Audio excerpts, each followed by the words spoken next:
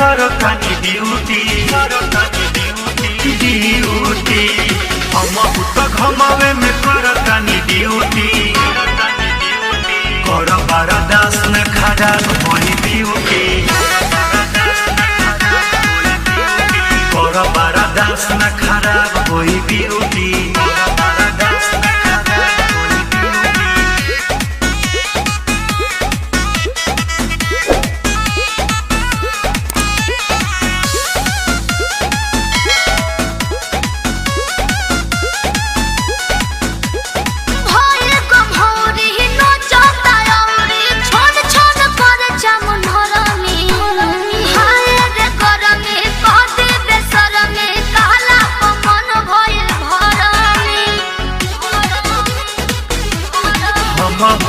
सहतानी तानी तू